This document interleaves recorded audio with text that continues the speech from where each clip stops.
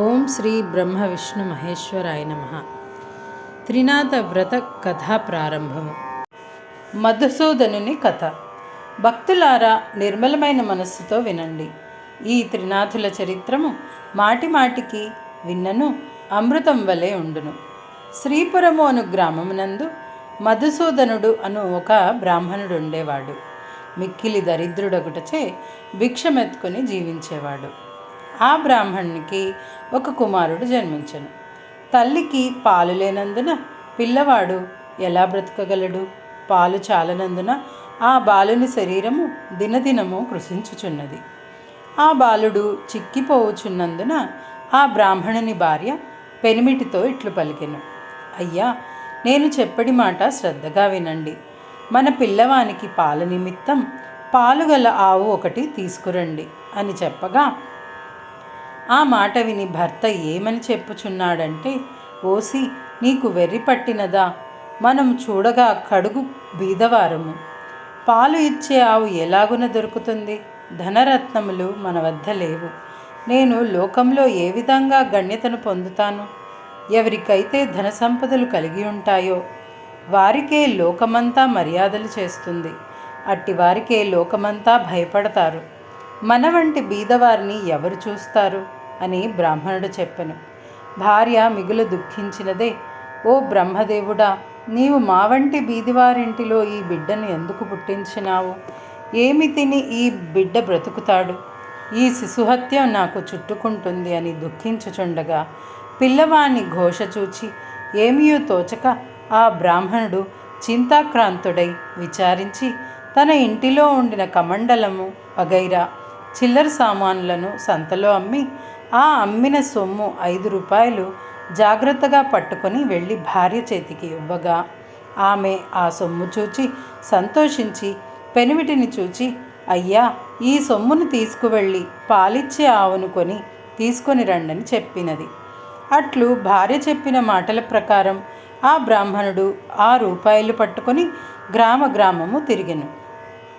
ఇట్లు తిరుగుచు పెద్ద భాగ్యవంతుడగు షావుకారుడుండే గ్రామమునకు వెళ్ళెను.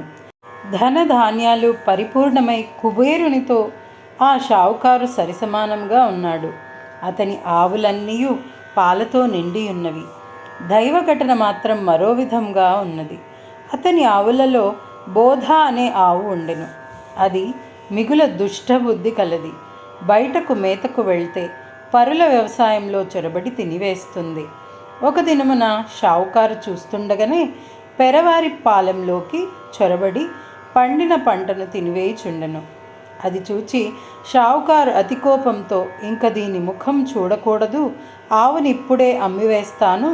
ఇది 50 రూపాయలు ఖరీదు గల ఆవు అయినప్పటికీ 5 రూపాయలకు ఇచ్చేస్తాను అని షావుకారు అనగా, ఆ 5 రూపాయలు నేనే ఇస్తాను, ఆవు దూడ రెండునూ నాకు ఇప్పించండి అని ఆ బ్రాహ్మణుడు అనగానే, ఓ బ్రాహ్మణుడా, నీకు వెర్రి పట్టినదా అని షావుకారు అనెను. అంత బ్రాహ్మణుడు, మీరు షావుకారులై ఉన్నారు, మీ మాట మీరు నిలుపుకోండి, మాట తప్పితే మీరు అసత్యవంతులవుతారు అన్నాడు. ఆ బ్రాహ్మణుడు అన్న మాటలు షావుకారు విని తన మదిలో విచారించి, తెలియక అనివేసినాను, ఈ బ్రాహ్మణుడు ఎక్కడి నుండి వింటున్నాడో, ఈ ఆవును అతనికి ఇవ్వకపోతే నాకు అసత్యం ప్రాప్తించును కదా అని బ్రాహ్మణుని చూచి చెయ్యి చాచినాడు. వెంటనే సొమ్ము పుచ్చుకొని ఆవును దూడను బ్రాహ్మణునకు షావుకారు ఇచ్చివేయగా, ఆవును దూడను తోలుకొని అచ్చటి నుండి బయలుదేరి తన ఇంటికి వచ్చి వేసినాడు. ఆ ఆవును చూడగానే బ్రాహ్మణ స్త్రీ చంద్రుని చూచిన కలువవలే సంతోషపడెను. వెంటనే పాలు పితికి కుమారునికి పోసి ఆనందం పొందినది. ఇట్లు కొన్ని దినములు గడిచిన తరువాత ఆవు ఎటుపోయినదో కనిపించలేదు. పొద్దుపోయేడి వేళైనది. ఆవు రాకపోవడం చూచి బ్రాహ్మణుడు వెతకబోయినాడు. వీధులలో సమీపమున ఉన్న వ్యవసాయ భూములలో చూచెను. ఆవు కనిపించలేదు. తెల్లవారగానే నిద్ర మేల్కొని ఆవును వెదుకుటకై బయలుదేరి కొంత దూరం నడిచి వెళ్ళి తోటలో ఒక చెట్టును చూచి ఆగినాడు. మధుసూదనునకు త్రినాథ దేవతలు దర్శనమిచ్చుట. అది ఒక గొప్ప మర్రి చెట్టు. పైన 3 మనుష్యులు కూర్చుని ఉన్నారు. వారు వరుసగా బ్రహ్మ విష్ణు మహేశ్వరులు, వారే త్రిమూర్తులు. అటువంటి చెట్టు కింద బ్రాహ్మణుడు కూర్చుని ఆయాసం తీర్చుకొని లేచిపోవుచుండగా త్రిమూర్తులు బ్రాహ్మణునితో, ఓ విప్రుడా, నీ మనస్సుకు ఎందుచేత దుఃఖం కలిగినది? నీవు ఎక్కడికి వెళ్ళుచున్నావు? ఆ సంగతి మాతో చెప్పుమనగా బ్రాహ్మణుడు చేతులు జోడించి, అయ్యా, నేను కడుబీదవాడను, భిక్షమెత్తుకుని బ్రతికేవాడను. నాకు ఒక ఆవు ఉన్నది, అది కనిపించుటలేదు. ఈ దినము శ్రీపురంలో సంతాగుచున్నది. ఆ సంతకు వెళ్ళి వెతికెదను. ఎవరైనా దొంగిలించి తీసుకుపోయినట్టయినా ఆ సంతలోనే అమ్ముతారు కదా. త్రినాథస్వాములారా, ఈ ఉద్దేశంతోనే నేను ఆ ఆవును వెతుక్కుంటూ వెళ్ళుచున్నాను అని తన సంగతి చెప్పెను. అది విని బ్రాహ్మణునకు త్రిమూర్తులు, వెలాగూ సంతకు వెళ్ళుచున్నావు కనుక మా నిమిత్తం ఏమైనా కొన్ని దినుసులు కావాలని అడిగి త్రిమూర్తులు ఇట్లనిరి, 1 పైసా ఆకు, 1 పైసా చెక్క, 1 పైసా నూనె మాత్రం తెచ్చి ఇమ్మని చెప్పిరి. ఇంకొక ఆకు కూడా తెమ్మని చెప్పారు. ఆ మాటలను విని బ్రాహ్మణుడు ఏమని చెప్పుచున్నాడంటే, ఓ త్రిమూర్తులారా, నాకు పైసలు ఎక్కడ దొరుకును? నేను బీదవాడను కదా, భిక్షమెత్తుకొని జీవించుచున్నాను అని అనగా త్రిమూర్తులు ఏమి చెప్పుచున్నారంటే, ఓ బ్రాహ్మణుడా, విను. అదిగో ఆ గోరంట పాదు కనిపించుచున్నది కదా, దాని మొదట 3 పైసలున్నవి. ఆ మాటలను విని బ్రాహ్మణుడు వెళ్ళి ఆ గోరంట గడ్డి మొదలు పైకి లాగేసరికి 3 పైసలు దొరికినవి. ఇంకా ఉండునేమోనని ఆ చెట్టు ఇంకనూ పైకి లాగుచుండెను. అది చూచి త్రినాథుల వారు, బ్రాహ్మణుడా, నీకు వెర్రి పట్టినదా? అందులో పైసలు ఇక లేవు. ఎంత దొరికినదో అంతే ఉండును అని అన్నారు. ఆ మాటలను బ్రాహ్మణుడు విని అచటి నుండి వెళ్ళిపోయాను. కొంత దూరం వెళ్ళి తిరిగి వచ్చి ఆ చెట్టు కింద నిలిచి చేతులు జోడించగా త్రినాథులు ఇట్లు పలికిరి, ఓ విప్రుడా, తిరిగి ఎందుకొచ్చావనగా, అయ్యా, మీరు చెప్పిన వస్తువులు నేను ఎలాగూ తెస్తాను అని ప్రశ్నించగా, నీ పై మీద గావంచాలో తెమ్మని త్రినాథులు అన్నారు. అందుకు ఆ బ్రాహ్మణుడు, గావంచాలో నూనె ఎలా ఉంటుంది? మీరు జగత్కర్తలు, నాతో కపటంగా చెబుతున్నారు అని అనగా, ఓయి, నీతో కపటంగా చెప్పలేదు, మమ్ము తలుచుకొని నూనెను గావంచాలో పోసి తీసుకొని రమ్మని చెప్పగా ఆ బ్రాహ్మణుడు శ్రీపురము సంతలో ప్రవేశించినాడు. వెళ్ళి చూడగా తన ఆవు కనిపించలేదు. త్రినాథుల కరుణచే పైపంచలో నూనె నిలుచుట.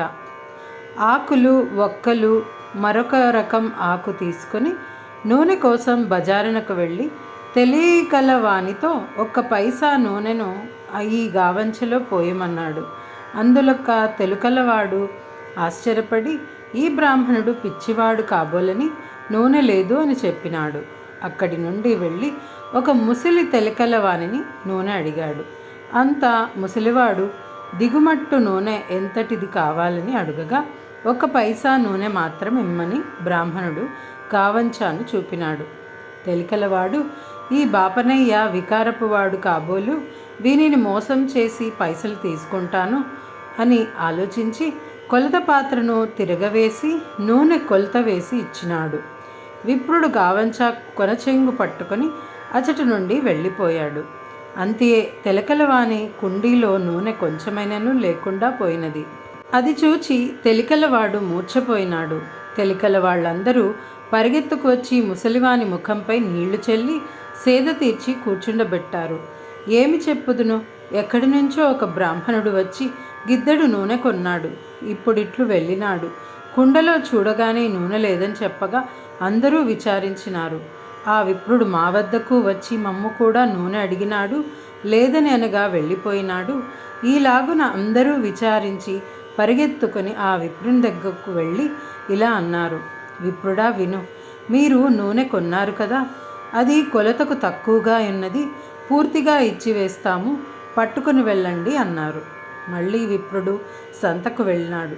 ఈసారి ముందు తెచ్చిన దుత్తతోనే చమురు సరిగ్గా కొలవగా ఎప్పటి వల్లనే దుత్త భర్తీ అయిపోయినది. అది చూచి ముసలి తెలికవాని ఆనందం చెప్పనలవి కాకపోయినది. విప్రుని గావంచాలో చమురును ఉంచినారు. అది పట్టుకొని విప్రుడు వెడలిపోయినాడు. త్రిమూర్తుల వారికి పై సామాను ఇచ్చి వేసి వారిని సెలవు అడిగినాడు. త్రినాథుల ఆనపై బ్రాహ్మణుడు మేళా జరుపుట.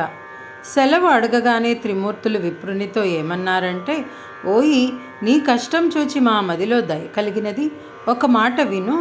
నీవు త్రినాథుల సేవ చేసదవేని నీ దరిద్రం పటాపంచలై అధిక సంపదలు కలుగునని త్రినాథులనగా అది విని స్వామి ఏ ఏ వస్తువులతో మిమ్మల్ని పూజ చేయవలననగా త్రినాథులు ఇలాగన్నారు. ఓ ద్విజుడా, వినుము. ఇప్పుడు నీవు తెచ్చిన 3 పైసల సామాగ్రి చాలును. త్రిమూర్తుల పూజా ద్రవ్యములు ఇంతే. మాకు వీనితోనే మేళా చేయుము. 3 మట్టి చిలుములు యందు నీవు తెచ్చిన ఆకును నలిపి అందులో నిప్పును ధూపమును వేయవలెను. దీప ప్రమిదలు 3 చేసి అందులో చమురు వేసి ఒత్తులు వేసి ఆకు చెక్కలు జాగ్రత్త చేసి ఉంచి రాత్రి తొలిజాములో నీ ఇంటిలోనికి నీ స్నేహితులను పిలిచి పూజా ద్రవ్యములను తెచ్చి అచ్చట ఉంచి సకల పదార్థములను స్వాములకు సమర్పించవలెను. అలాగున చేసిన సకల పాపములు నివారించును. అది విని ద్విజుడు పూజ చేయుటకు ఉపక్రమించెను. చెట్టు మొదటనే పూజ ఆరంభించి ఆ ఆకును ముందు తయారుపరిచినాడు. అప్పుడు త్రిమూర్తులు నీ గావంచా చెంగు చీరి వత్తులు చేయు అనగా ద్విజుడు చెప్పుచున్నాడు, నేను బీద బ్రాహ్మణుడను. భిక్షమెత్తుకొని దినమును గడుపుకొని కుటుంబ పోషణ చేసుకొనుచున్నాను. అన్న వస్త్రములకు బహు కష్టపడుచున్నాను. దీపమును ముట్టించుటకు అగ్ని లేదు. నా గావంచా వత్తులకు ప్రాప్తమైనది. నా ఆవు దొంగల పాలైనది. నా కుటుంబం వారు ఉపవాసంతో ఎదురు చూస్తుంటారు. ఏ బుద్ధితో పూజ చేస్తానో అని ఏవగించుకొని ద్విజుడు కూర్చున్నాడు. అది చూచి త్రిమూర్తులు, ఓ ద్విజుడా, మదిలో చింతపడకు. నీ ఆవు పెయ్య దొరుకుతాయి. నీవు నీ కుటుంబము సౌఖ్యంగా ఉంటారు. వస్త్రములు కూడా దొరుకునని చెప్పినాడు. అంతటా బ్రాహ్మణుడు చేతులు జోడించి, స్వాములారా, అటువంటి భాగ్యం నాకెప్పుడు కలుగుతుందో అప్పుడు 5 మేళాలు స్వామివారికి ఇస్తాను. ఈ మాట సత్యమని చెప్పినాడు. దీపం వెలిగించుటకు అగ్గిలేదే, నేను ఏమి చేయగలను అనగా త్రిమూర్తులు చెప్పుచున్నారు. ఓ బ్రాహ్మణుడా, నీ 2 నేత్రములు మూసుకో. వెంటనే బ్రాహ్మణులు నేత్రములు మూసుకోగా అకస్మాత్తుగా దీపం వెలిగినది. అది చూచి బ్రాహ్మణుడు ఆనందించి స్వామికి మేళా సమర్పించినాడు. మేళా ఇచ్చివేసి బ్రాహ్మణుడు ఆనందముతో చేతులు జోడించి సాష్టాంగ దండ ప్రణామమును అనరించినాడు. త్రినాథులు బ్రాహ్మణుని అనుగ్రహించుట. త్రిమూర్తుల వద్ద సెలవు పొంది కొంచెం దూరం నడిచి వెళ్ళుచుండగా త్రోవలో ఆవును దూడను చూచి సంతోషించి, త్రినాథుల వారు నా యందు దయ ఉంచి ఆవును పెయ్యను తెచ్చి ఇచ్చినారు. వారి పూజ బాగుగా చేసినాను అని భావించుకొని ఆవును దూడను తోలుకొని ఇంటికి చేరినాడు. చూడగా తన ఇంటిలో సిరి సంపదలు పరిపూర్ణముగా ఉన్నవి. అది చూచి అధికంగా సంతోషం పొంది కడు శ్రద్ధతో పూజ నర్పించినాడు. చేయవలసిన కార్యక్రమములనందరికీ విశదముగా తెలియపరిచాడు.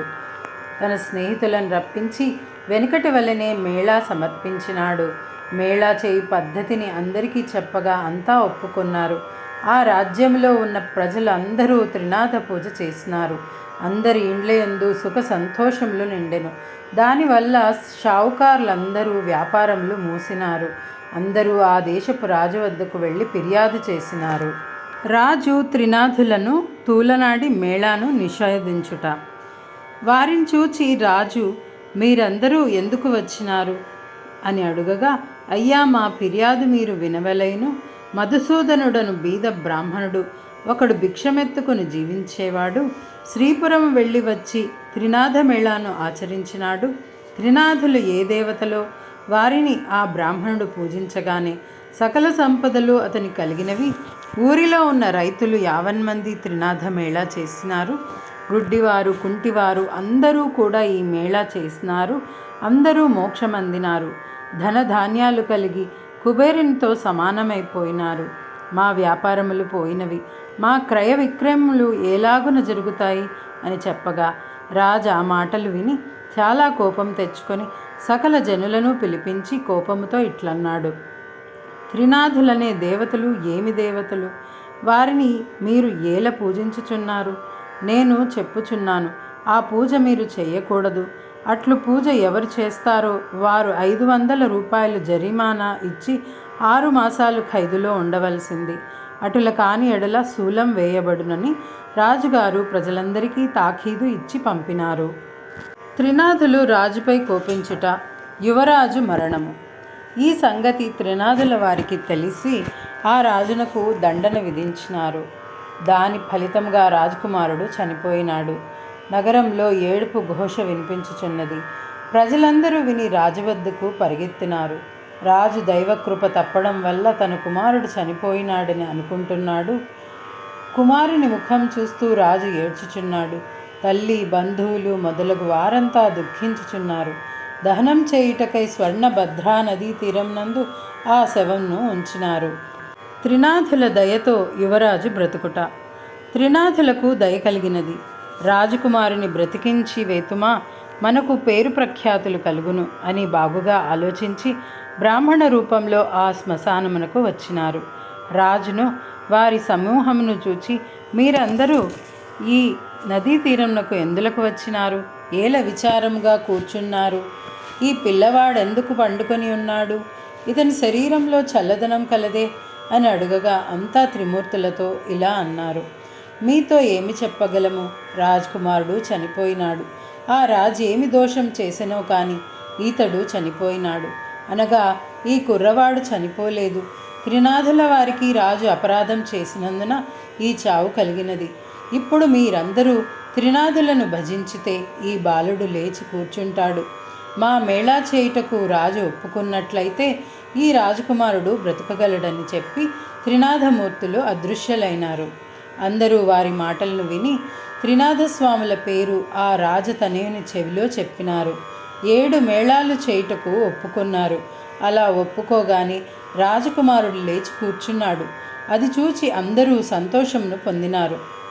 అప్పుడు త్రిమూర్తుల పేరును మాటి మాటికి స్మరించినారు.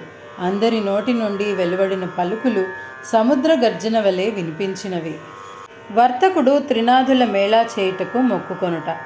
అటువంటి సమయంన ఒక వర్తకుడు ఆ ఊరి మీదుగా తన ఓడల్లో విదేశములకు సరుకులను తీసుకెళ్ళుచుండెను. ఆ ఓడలను నడిపించుకొని స్వర్ణభద్రా నదీ తీరమున ప్రవేశించినాడు. ఘోష చేసిన స్థలము దగ్గరకు వెళ్ళినాడు. వారిని చూచి, జనులారా, త్రినాథుల పేర్లు ఏం పేర్లు? మీరేలా స్మరించుచున్నారు? వినడానికి శ్రద్ధగా ఉన్నది అనగా రాజుగారి మనుష్యులు ఇట్లన్నారు. ఓ వర్తకుడా, వినుము. బ్రహ్మ, విష్ణు, మహేశ్వరులు అనేవారు త్రినాథ స్వాములు. అటువంటి ప్రభువులను మా రాజుగారు మన్నించనందున అపరాధుడైనాడు. ఆ అపరాధం వలన ఈ రాజకుమారుడు చనిపోవుటచే ఇతన్ని మేము తీసుకువచ్చి అగ్ని సంస్కారం చేయుటకు కూర్చొని ఉన్నాం. ఇది చూచి ఆ ప్రభువులకు దయ కలిగెను. వచ్చి వినిని బ్రతికించిరి. అందుకే 7 మేళాలు చేయుటకు ఒప్పుకున్నాం. వెంటనే రాజకుమారుడు బ్రతికి కూర్చుండెను. ఈ విధంగా వారు చెప్పగా విని షావుకారు మదిలో సంతోషించి, అటువంటి ప్రభువులెక్కడుందరో, చనిపోయిన రాజకుమారుడు బ్రతికి కూర్చుండెను. నా ఓడలు ఒడ్డున అడ్డుకొని ఉన్నవి. నేను ఈ ఓడపై వెళ్ళి వస్తాను. నా ఇంటికి సుఖంగా చేరుకుంటాను. నాకు వ్యాపారంలో నష్టం రాకపోయినట్లయినా ప్రభువుల వారికి 5 మేళాలు చేస్తాను. ఇట్లు మనస్సులో సంకల్పించుకొని ఓడపై కూర్చుని నడిపించుకొని వెళ్ళిపోయినాడు. పై దేశం వెళ్ళి అచ్చట గొప్ప లాభమును పొంది తిరిగి వచ్చి ఓడ నది ఒడ్డున లంగరుకి లేయించి ఇంటికి వెళ్ళినాడు. మేళా చేయకపోటుచే ఓడ మునుగుట. తన నౌకర్లందరూ ఓడలోని ధనమును మోసుకొని పోయినారు. ధనమును ఇంటిలో వేసుకుని షావుకారు సంతోషంతో ఉన్నాడు. ధనమును చూచి ప్రభుల వారి మేళాలు మరిచెను.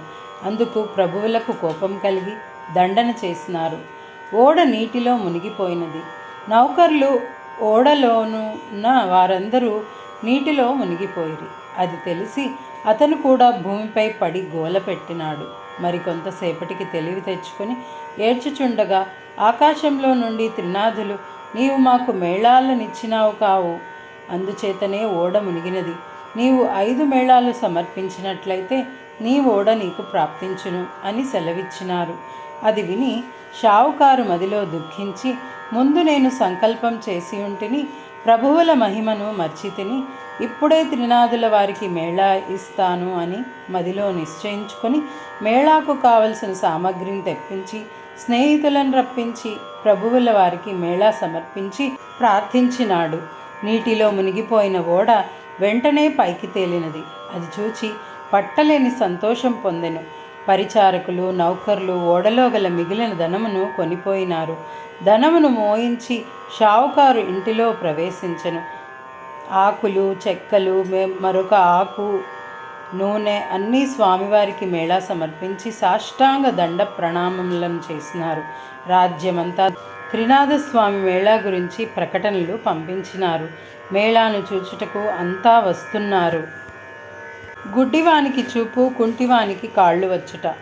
ఇట్టి స్థితిలో గుడ్డివాడొకడు త్రోవను పోయేవారితో, అన్నా మీరెవరు? మీ పేరేమిటి? మీరెక్కడకు వెళ్ళుచున్నారు అనెను.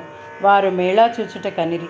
అది విని గుడ్డివాడు, నాకు కళ్ళు కానరావు, మీరందరూ నేత్రములతో చూస్తారు, నేను దేనితో చూస్తాను అని అడుగగా, ఓ గుడ్డివాడా, త్రినాథస్వామి వారిని భజించుము, నీ కన్నులు బాగా కనపడును, ప్రభుల వారి మహిమను చూడవచ్చును అని చెప్పి వారంతా వెళ్ళి మేళా వద్ద ప్రవేశించినారు. గుడ్డివాడు ఆ త్రోవలో కూర్చుని స్వామివారిని భజించుచున్నాడు. అట్లు భజన చేయుచుండగా కొంచెం కన్నులు కనిపించినవి. అప్పుడు గుడ్డివాడు కొంత దూరం పోయినాడు.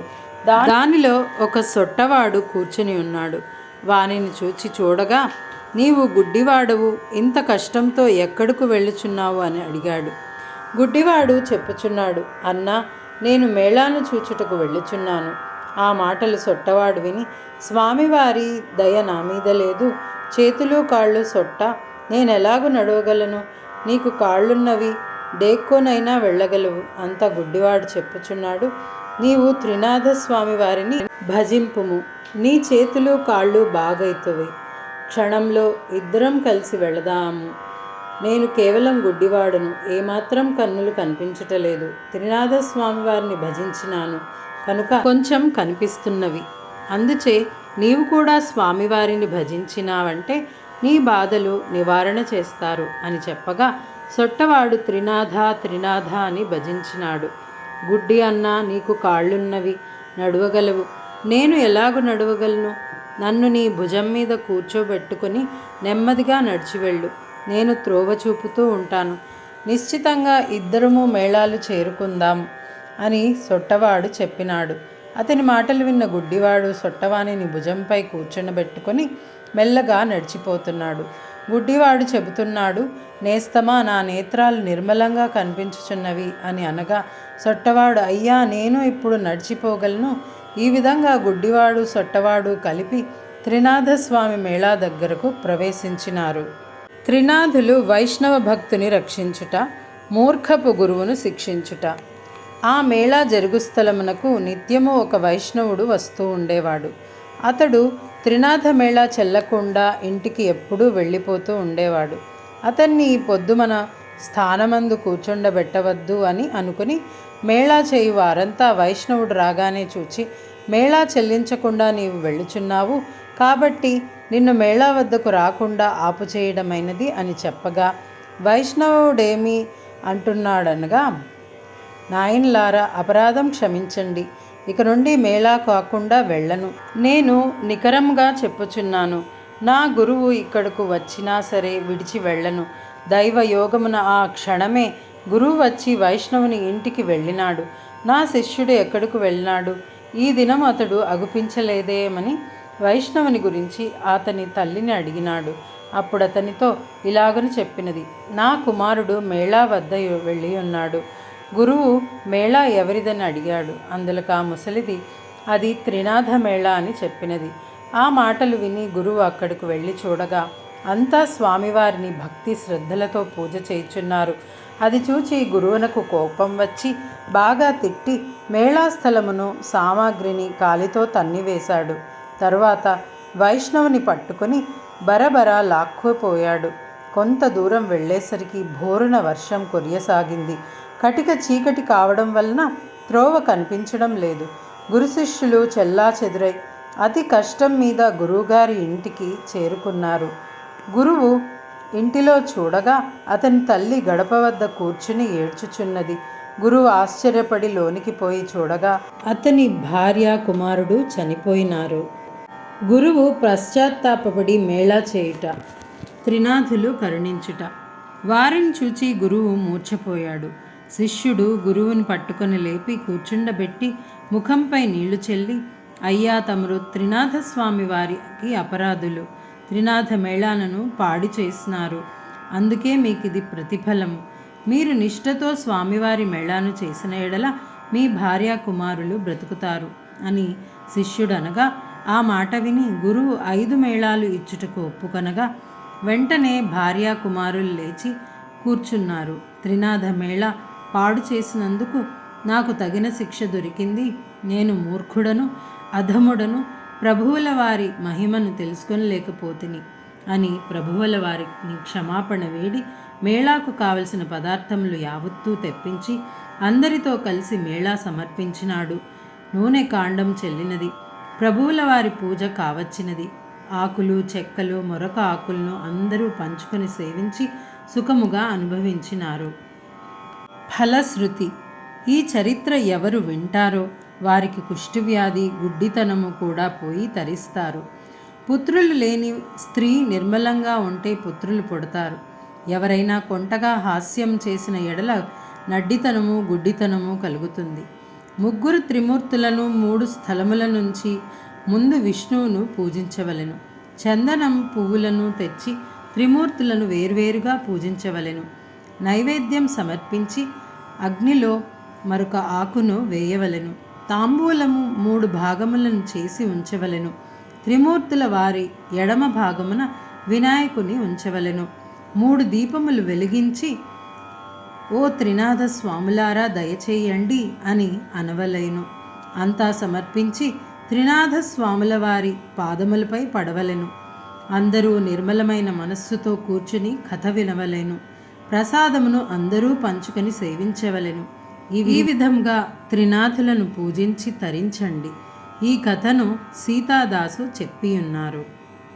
మంగళం భగవన్ విష్ణు, మంగళం మధుసూదన, మంగళం పుండరీకాక్ష, మంగళం గరుడధ్వజ, నీలాచల నివాసాయ నిత్యాయ పరమాత్మనే, శ్రీలక్ష్మీ ప్రాణనాథాయ జగన్నాథాయ మంగళం, దత్తాత్రేయ పుత్రాయ శ్రీత్రినాథాయ మంగళం. ఓం శ్రీ బ్రహ్మ విష్ణు మహేశ్వరాయ నమః. త్రినాథ వ్రత కథ సమాప్తం. ఈ త్రినాథ కథ అష్టోత్తరం, ఈ పూజ విధానం అన్నీ ముందు ఒక వీడియోలో అప్లోడ్ చేయబడింది. ఈ వీడియోలో కథలను అప్లోడ్ చేయబడింది. ఈ త్రిమూర్తుల వారి ఆశీర్వాదాలు మీ అందరి మీద ఉండాలని కోరుకుంటూ, సుందర్ సాయి సుధా నుంచి మీ Pallavi. Thanks for watching this video.